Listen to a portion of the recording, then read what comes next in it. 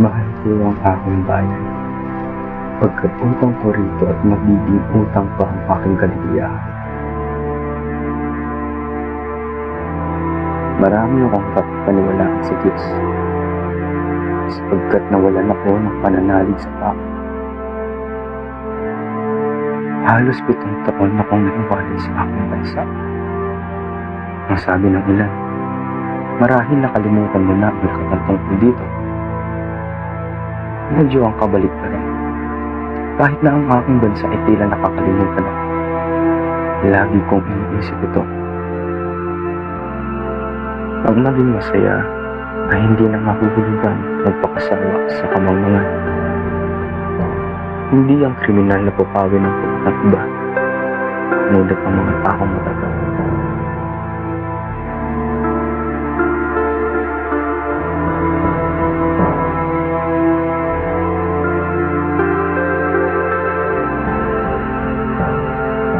Ang mga tao ay hindi nagrereklamo dahil binasikutin.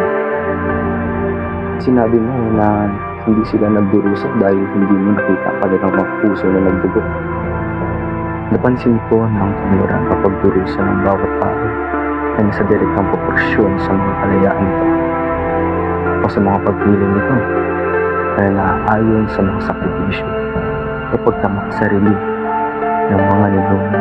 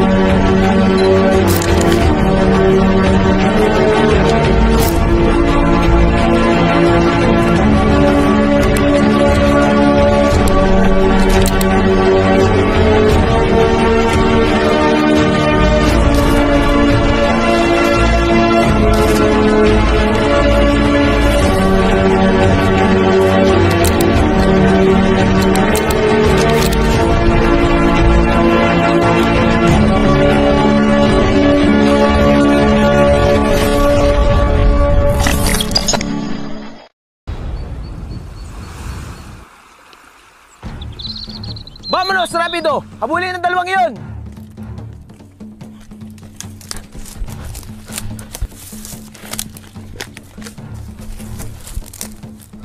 Kailangan nating makatakas dito, Ginoong Ibarra. May naisip akong paraan. Magpalit tayo ng damit. At bakit naman? Para malito sila. Para pag nakita nila ako, isipin nilang ako si Crisostomo Ibarra. Baka naman ikaw'y mapahamak. Wala na tayong maisip na paraan. Naubos na ang oras natin.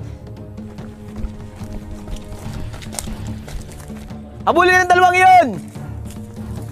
Bilisan natin, Ginoong Ibarra. Ayun, si Senyor Ibarra, papunta ng bangka! Tulok natin to, Ginoong Ibarra. Sumakay ka na sa bangka, Ginoong Ibarra. Magtago ka sa ilalim nitong palapa para hindi ka nila makita.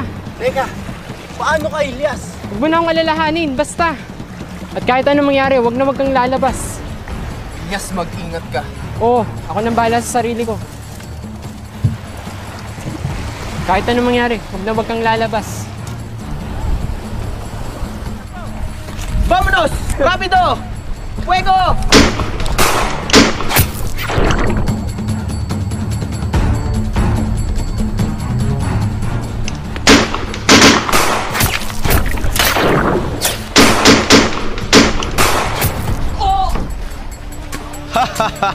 Akala mo siguro hindi kami asintado, Senyor Ibarra.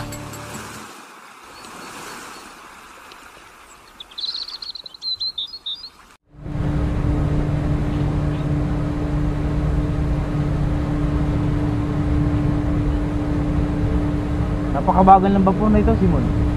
Walang pag-uusad. Nasa yung kapangyarihan, General. Bakit tumaytoy? Ilog Pasig ang problema. Napakababaw. Mag-aartikulo ako tungkol dyan. Kailangan nating palalimin ng ilog. Hindi lang puro salita. Palalimin? Luma na yan. Gumawa kayo ng tuwid na kanal para mabilis. Napakamahal. Napakaraming ang gagawang kailangan. Gamitin ang mga bilanggo. Pilitin ang mga tao na magtrabaho at magbayad ng malaking buwis. Aba, masyadong matigas yung solusyon mo. Walang batas na ganyan. Kung tatanggi ang magsasaga, sunugin ang bahay. Ganyan sa Amerika. Ang kanal ay wawasak sa maraming nayon, Simon. Ang pagkawasak ay pagbabago, Padre. Revolusyon. Wala nang pagbabago sa babor na ito, Isagani. Ganito pa rin ang Pilipinas. Kami mga Pilipino ay sa ibaba. Sila mga Kastila ay sa itaas. Yan talaga ang batas ng bayan ng Basilio. Kung saan may pag-asa pa. Balita ako, lalo lang tayong pinahihirapan. Ano na ang desisyon ni Don Custodio? Wala balita pero huwag tayong mawala ng pag-asa. Gusto mga ginoo, nag-aaral pa ba kayo? May lang ba kayo sa wikang Kastila? Kilala mo ba siya? Siya si Simon, ang kaibigan ng General. Kami po ang naghahangad na may tatag ang akademya ng Kastila. Wikang Kastila? Bakit pa? Ano magagawa ng wika nila sa inyo? Gagawa lang ito ng hatlang sa inyong pag-iisip. Para po yan sa pagundan at pagkakaintindihan, Timo. Huwag maging alipin. Gusto niyo maging Kastila? Mamatay kayo sa pagiging Kastila. Hindi ako nagmamayari ng dito ala Simon. Ang ikihin ko lang ay simple. Ang simple sa Pilipinas, Padre. Kayamanan at paghihiganti ang magdadala sa pagbabago. Namin kailangan ng ito nyo. Kailangan namin ilaw at edukasyon. Sige, mag-aaral kayo. Kung makakapag-aaral kayo, magiging magaling na ipin na kayo. Magkita tayo pagkatapos.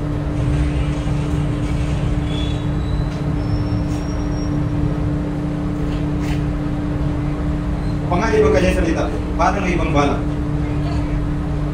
Tila siya isang universitero. Huwag kayong maniwala sa kanyang sinasabi. Ang pag-ibig sa bayan ay nagmumula sa puso, hindi sa ginto o galit. Napakadumi, napakabagal, sayang ang aking damit. Anong sadya mo dito, Donya? Tinapos si Sagani at ang kanyang mga tiyuin. Ang mga ilog sa Europa ay gihamak na mas maganda. Itaboy ang mga Indio na ito, nagayat at paglagay ng mga Ingles na piloto. Pangyarihan ang kailangan doon niyo.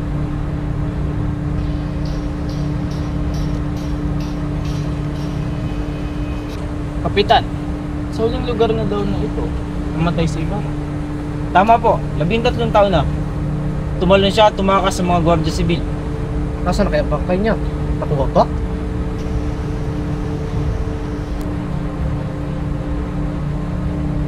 Kung ako ang Kapitan General, papalabas ko lahat na dumi sa ilog.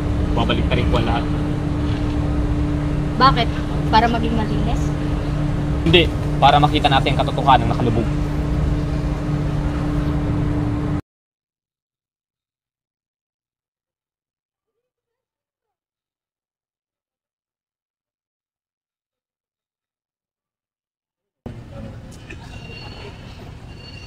Totoo po ba, Itay? Hindi sapat ang pera natin sa pag-aaral? Pasensya na huli. Pangako, sa susunod na taon, ipapadala kita sa Maynila. Magandang hapon, Padre. Anong maaari kong may paglingkod sa inyo? Kailangan magbayad ng buwis, 200 piso! Magbayad? Sa sarili kong lupa? Hindi ako magbabayad. Mapipilit niyo ba ako? Lalaban ako! Itay, wag! Itay! Ulihin ang lalaking yan! Itay! Itay! Bitawan niyo ako! Anak! Itay, wag! Itay! Itay, wag! Anak! Anak!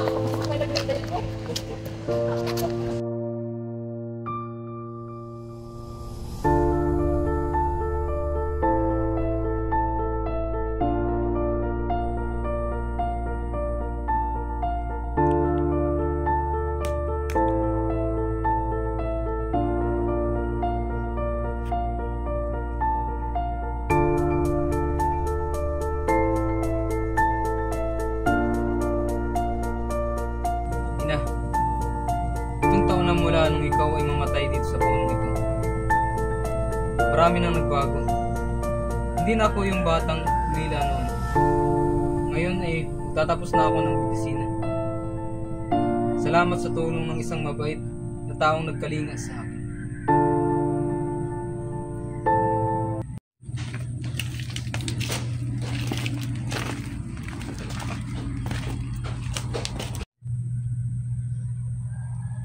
Isang binata sa gubat sa gabing tulad nito? Anong ginagawa mo dito? Nag-aalala lang po ako ng dasal sa aking ina. Ah, may puso ka pa rin. Pero tandaan mo sa mundong ito, walang halaga ang puso kung pinapatay sa lipunan ng kagaya mo. Kung ang tinutukoy mo ay paghihiganti, matagal ko nang isinuko yan. Mas bibiliin kong maglingkod sa bayan sa ibang paraan. Darating ang araw, aangat ang mga inaapi. At kung dumating man yun, sana'y kasama ka.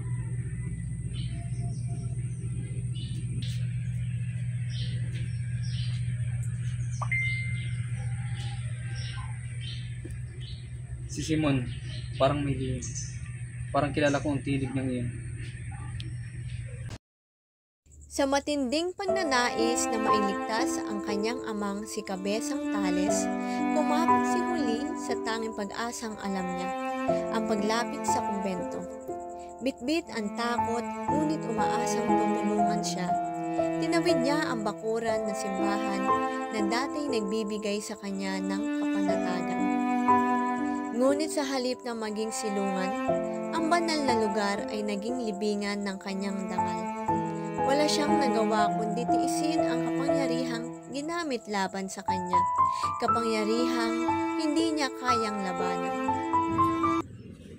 Tawarin mo ako, Panginoon. Wala akong magagawa para matubos ang aking ama.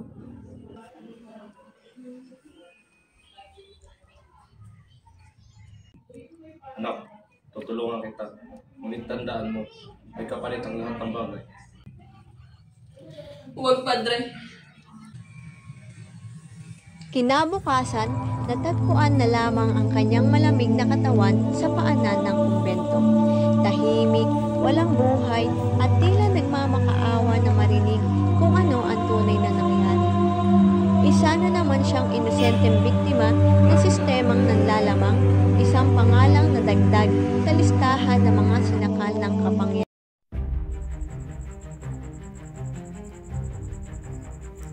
Habang nalulunod sa mga kasinungalingan at paglilinlang ang lipunan, si Simon ay tahimik na naghahabi na revolusyon.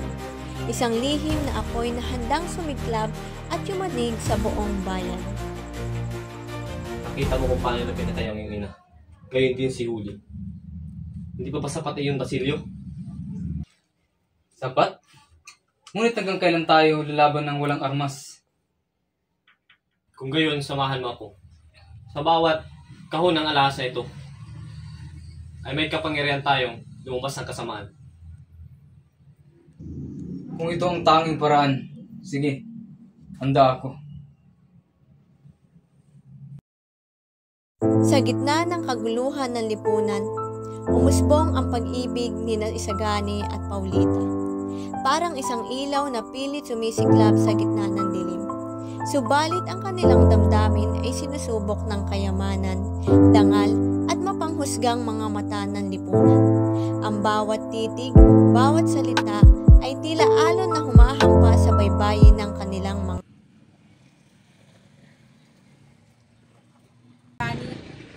Lagi kang abala sa mga libro, hindi mo na ako madalas makita. Kung alam mo lang to, Lita, ang pag-aaral ko'y para din sa atin. Ngunit, hindi rin nakikita ng kahit tulungan niya. Ang gusto niya'y mayaman, hindi isang makatang. Hindi makikita sa kayamanan ang nag-aaral sa tao sa puso na Sana, ganun din mag-isip ang mundo.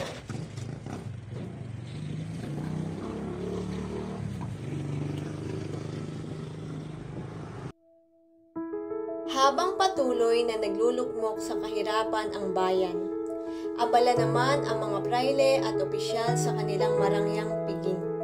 Kumukutitap ang mga ilaw, umapaw ang pagkain at lumalakas ang tawanan. Ngunit sa likod ng saya, malinaw na nakasulat ang katotohanang pilit nilang tinatakpan. Isusulat ko ito, Katiwalian at ang kasinungalingan. kapistahan ng mga banal na lingkod ng Diyos. Magandang pakinggan, hindi ba? Huwag mong kalimutan, Ben Saib, na ipinahawatig ng mga traile ay pinagpala. Pinagpala o mapanlin lang.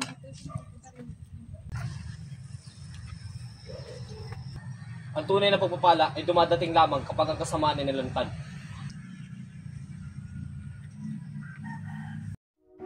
Sa loob ng tahimik na silid-aralan ng Maynila, sabay-sabay kumikilos ang mga batang pinipilit matuto sa gitna ng isang sistemang hindi para sa kanila. Sa murang isipan ng mga mag-aaral, nakasalalay ang pag-asa ng bayan. Ngunit sa ilalim ng kolonyal na pamumuno, maging ang pagnanais na matuto ay nagiging parang kasalanan. Minsan na akong maniwala ng edukasyon ng sagot sa ating kahirapan. At ngayon, nakikita ko na mas malalim ang sugat. Hindi sapat ang katarungan kung bulok ang ating lipunan. Kung ganon, tayo'y magtulungan. Gawin nating sandata ang ating pamilya. Ang sandata hindi laging pluma. Sa gani, minsan kailangan nating maging bala.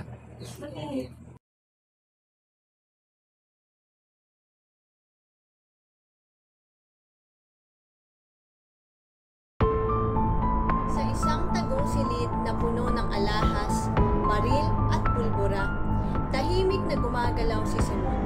Parang anino sa gitna ng sarili niyang lihim na mundo. Sa halip na pagtawa at musika ng lipunang abala sa kasiyahan, dito'y plano ng paniningil ang nabubuo. Lalong tumitindi ang kanyang hangaring pabaksakin ang mga makapangyarihan Sa gabing iyon, isang iglap. lahat Sa sila'y mismong magiging gabing abo, akala nila'y mga para prayle, sa kasiyahan. mga opisyal, at ang mismong sistema ng mga kasinungalingan. Simon, wala na bang ibang paraan?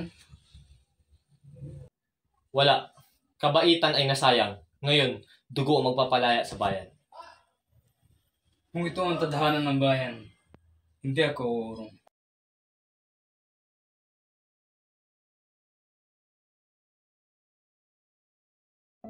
Habang nagangalit ang problema sa buong bayan, may isang mundong tila hindi naaapektuhan.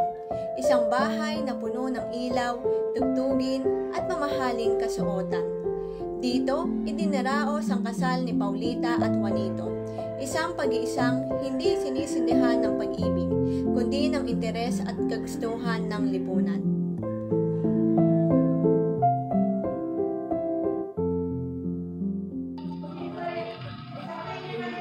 Tia, sigurado ka bang tama ito? Tama. Aba, ito ang pinakamagandang desisyon. Si Juanito ay may dugong Kastila, hindi tulad ng sagani ng Makati. Ngunit, siya lang ang minahal ko. Ang pag-ibig ay para lang sa mahirap. Ang karangalan ay para lang sa mahirap.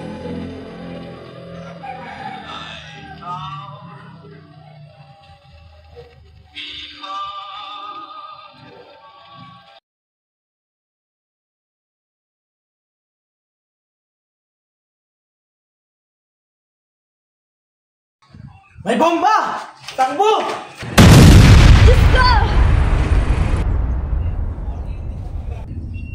Panginoon, patawarin mo kami.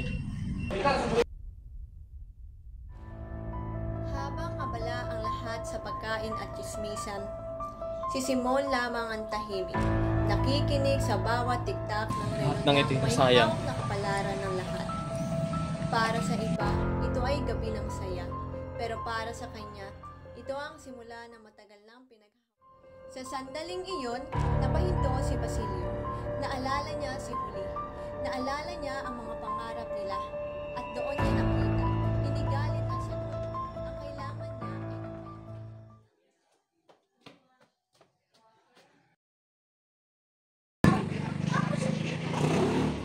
ay Hindi. Hindi to ang daan. Kung sisindihan ko ang apoy, muubos pati ang mga inosente. Simon! Tigil mo yan! Kailangan na magising ng bayan sa apoy. Hindi mo maliligtas ang bayan sa pamamagitan ng pagpatay, Simon.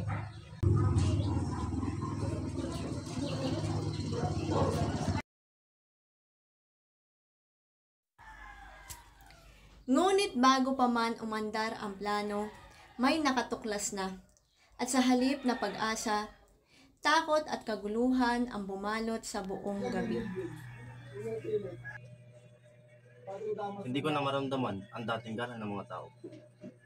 Tila lahat ay nagbago na simula nung matay si Sinon. At baka bumalik pa siya bilang pag-asa ng revolusyon. Ay, kapag dumating ang panahon na yon, wala na akong pagligtas sa atin.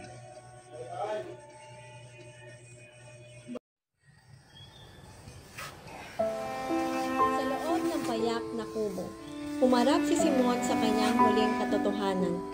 Ang kahong puno ng alahas, simbolo lahat ng kasakiman, sakit at pagkaduroy, ay ipinagkatiwala niya kay Padre Florentino. Simon! Ano nangyari sa'yo? Anak! Hindi ako padre. Ang liwanag na dapat magpalaya. Ako mismo ang tinupo. Ang Diyos ay hindi natutuwa sa paghihiganti. Ang kalayaan ay nasa puso, wala sa dugo. Ganun. Tawarin mo ako.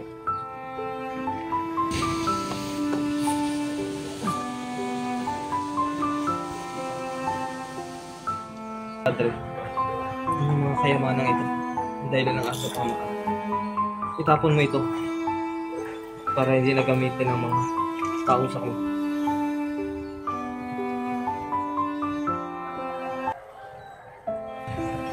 Tanggapin mo ang kaluluwa nito. Naway ang kanyang pagtumatay, mabuhay ang diwa ng bayan. Kung ay dumating ang araw ng liwanag, hindi na matulog.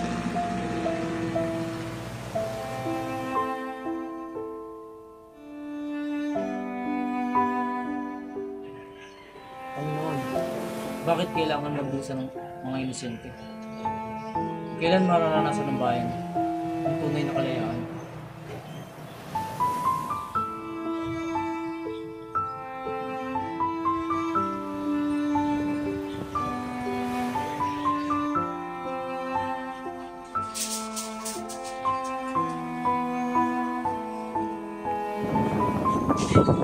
Buhay ang kanyang pagkamatay.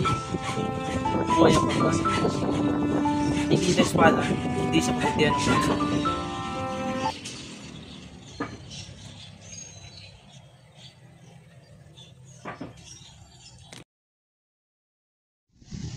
Ilang buwan na ang lumipas, ang San Diego, bagaman sugatan, unti-unti nang bumabangon.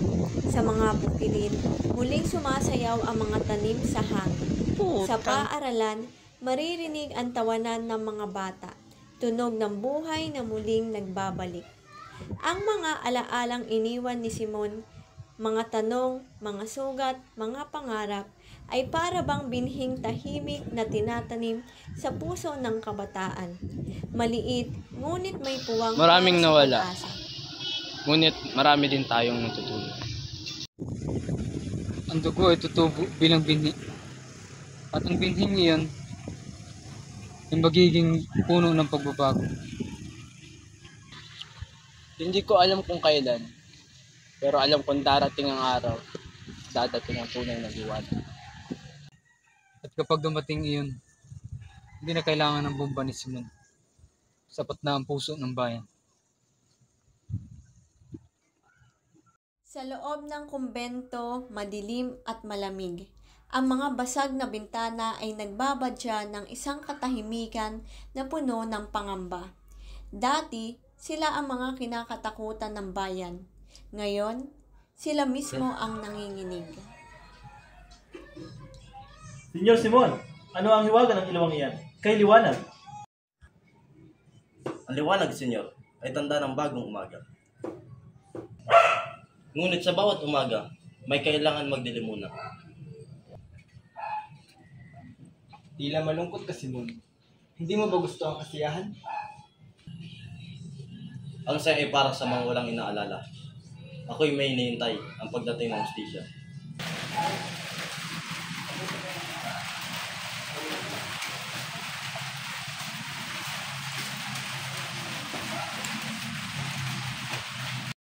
Sa tahimik na dalampasigan na San Diego, nagtipon ang ilan sa mga nakaligtas, mga kaibigan, kababayan, at ilang magsasaka.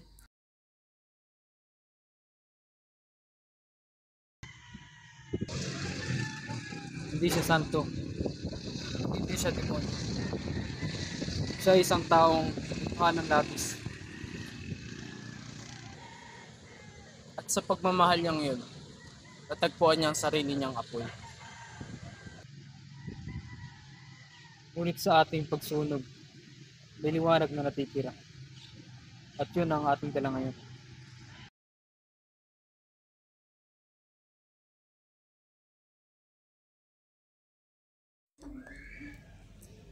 Lumipas ang panahon at sa Ilog Pasig, sa unang sinag ng umaga, dumaraan ang mga kabataang mag-aaral sa bangka. Hawak ang kanilang mga aklat, puno ng pag-asa at kaalaman. Ang ilog na minsan saksi sa kasinungalingan at kawalang katarungan. Basilio, tingnan mo yung ilog. Iba ang kanyang pagkalinaw ngayon. Oo, marahil. Kahit wala na si Simon, naiwan pa rin ang kanyang liwanag. At ngayon, tayo magpapatuloy hindi bilang isang alipin, kundi bilang isang anak ng bayan.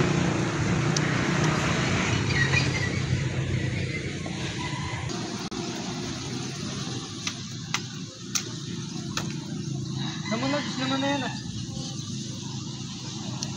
Tara na, ayos na ito. Dapat pala siya.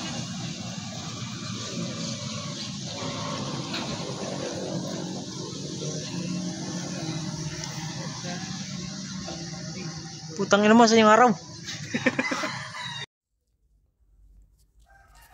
Sa mga harding dinilig ng henerasyon, sumisibol ang mga mukhang walang bahid ng lumang sugat. At sa lilim ng punong akasya, kung saan minsang ipinanganak ang takot, may dalawang kaluluwang natuto muli kung paano huminga. Malawak ang hardin, mga batang naglalaro, nagtatawanan. Sa lilim, nakaupo sina Basilio at Isagani, parehong malalim ang iniisip.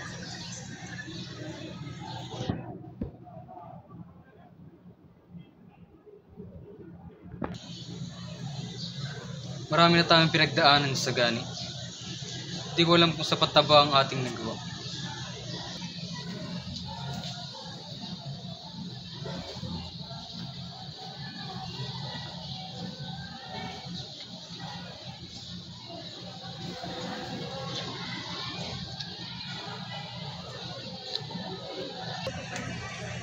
Alam ko na kung saan tayo magsisimula.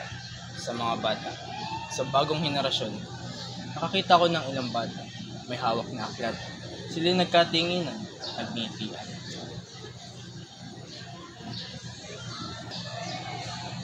Kung hindi natin sila tuturuang matakot, hindi sila magiging alipin na kasaysayan.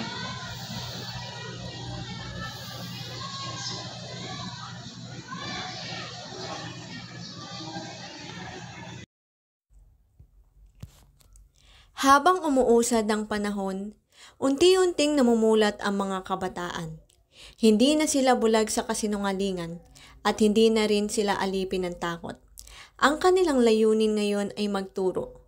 Ang apoy ng kaalaman ang bagong sandatang kanilang tangan.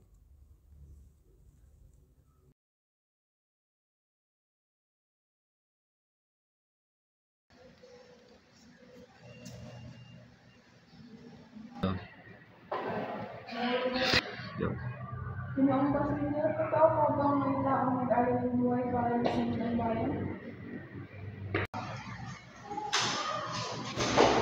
Oo, totoo. Pero tandaan niyo, hindi niya hinangad ng kaguluhan. Ang nais niya ay palayain ang isip at puso. Hindi ang magangad ng kaguluhan. Ano po ba ang dapat namin gawin? mag-aral, magtanong, maging matapang sa katotohanan. Yun ang tunay na regulasyon.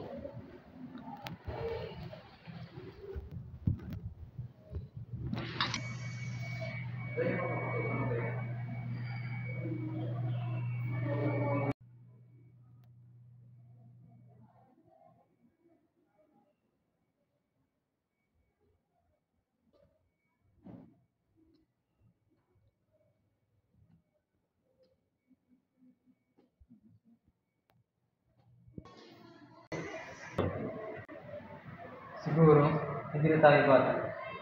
Hindi rin tayo mga bayan.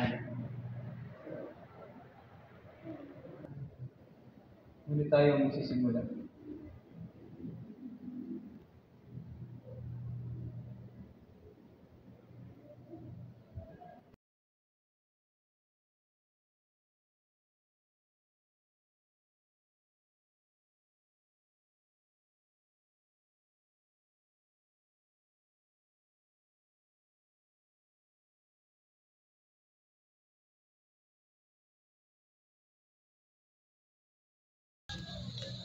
Go. Sa wakas, bumaba na ang buwis. Nakikinig na mga bagong opisyal. Ngayon, gusto na magbasa ng anak ko. May pagbabago ng mga kaibigan. Parang may halaga na ang boses natin.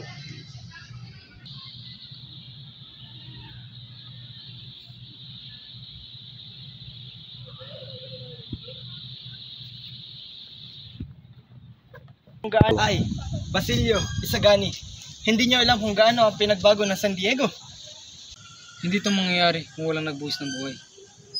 Kung hindi kumilos ang bayan, ang puso ng pag-aaklas, mas malakas pa kaysa sa kahit anong nandun. Tama?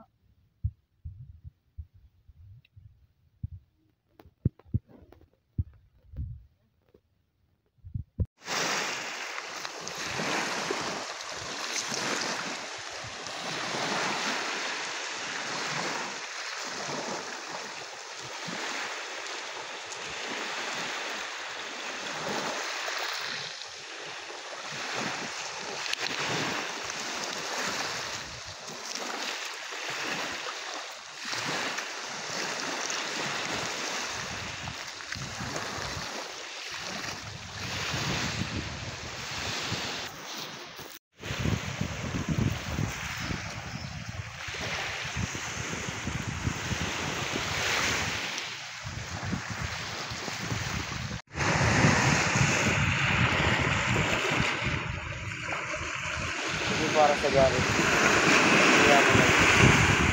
Hindi para sa bagong binuhos ng pagkakamali. Kung para sa kabutihan lang, hayaan mo ang Diyos at ang panahon ang magpasya.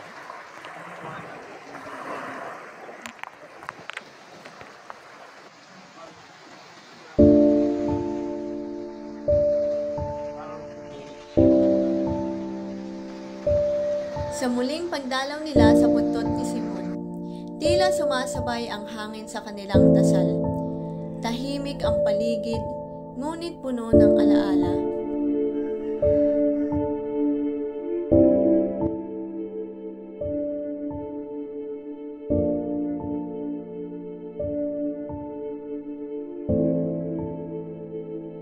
Simon, sana nakikita mo ito.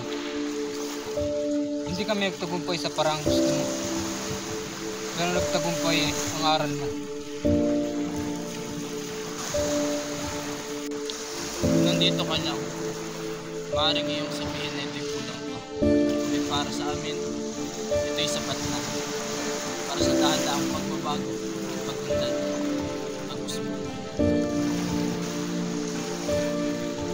Hindi pa tapos ang laban, Simon. Pero hindi na apoy ang kailangan. Kailangan ng liwanag. Man.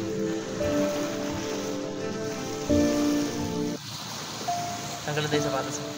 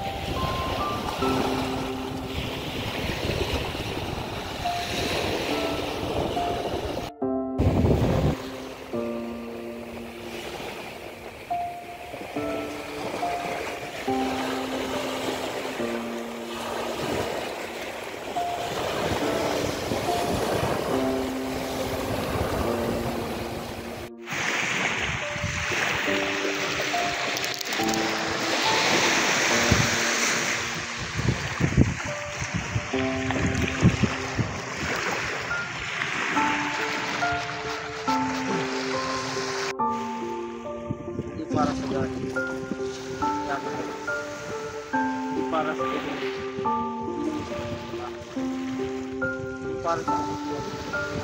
Kaya ang panahon.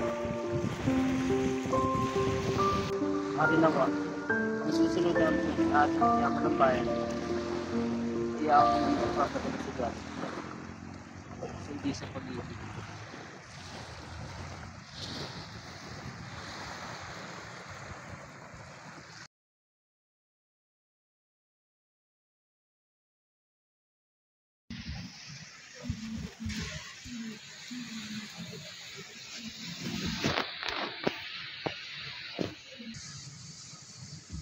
Hindi ito ang revolusyon na inaasahan ni Simon. Pero ito ang simula ng pagbabago. Hindi kailangan ng bomba o maging ng mga dugo.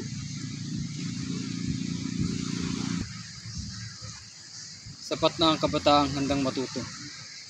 Unti-unti nang sumisikat ang araw. Habang may mga kabataang naniniwala, hindi mawawala ng liwanag.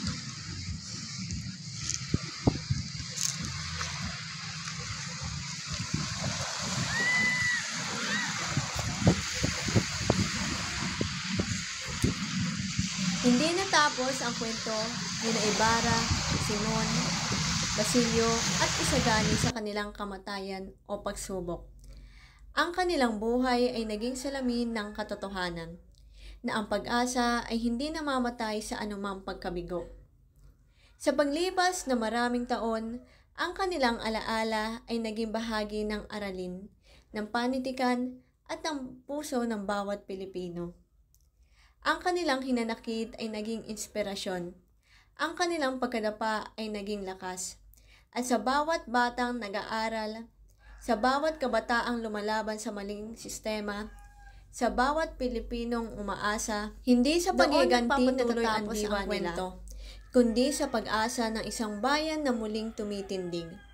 Ang kasaysayan ay hindi lamang sinusulat ng mga bayani, kundi ng bawat pusong pumipili ng kabutihan. At sa henerasyong handang umibig, matuto at magpatawad, doon magtatagal ang liwanag na minsan sinubukang patayin ng dilim. Ito ang kanilang kwento, ito ang ating kwento, at ito ang simula ng bagong Pilipinas.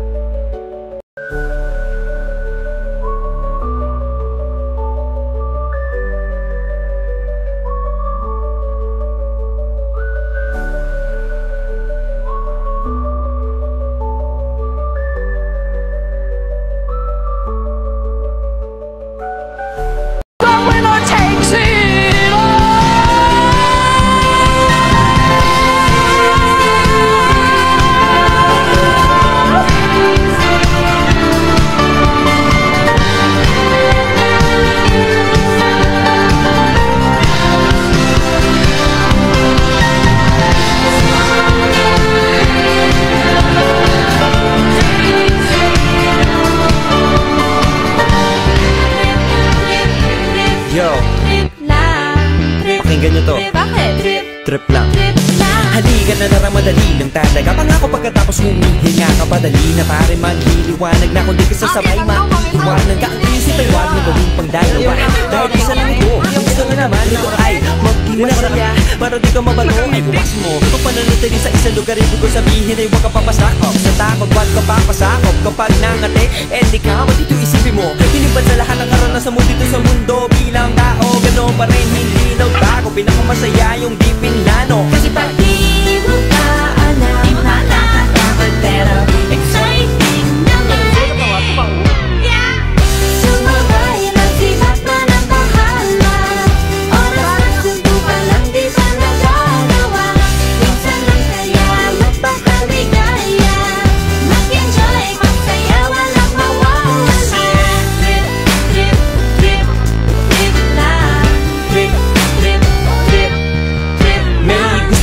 pero nangangamba na baka mga tao'y tawanan ka. Nais kumanta pero di mo forte, 5 piso lang naman ang karaoke. Go, basta sa mga ating lote. Joe, galingan kahit konti, kahit rip, bigay lahat sa ginagawa mo. Na sa ganun ay wala masabi ang ibang tao. Sa ginagalawa nating mundo ay maraming loko-loko. Hindi mo naman inaano, ano ba talaga ang kailangan nyo? Siguro ang trip nyo rin, hindi nyo lang agawang gawin. Kung ganyan na sakyan mo na lang, wag ka na mag-alala kung saan ko dadalhin. Oo, pag hindi mo pa alam, di pa nakakatakot pero exciting naman. Exciting! Yeah! Sumabay na si Batman at Batman. Bahala na si Batman. Oras na subukan at di pa nagagawa. Go! Minsan lang kaya magpakali kaya. Mag-enjoy, magsaya, walang mawawala. Trip, trip, trip, trip lang. Trip, trip, trip, trip lang. Kahit na hindi magaling umawit, malakas pa rin ang loob.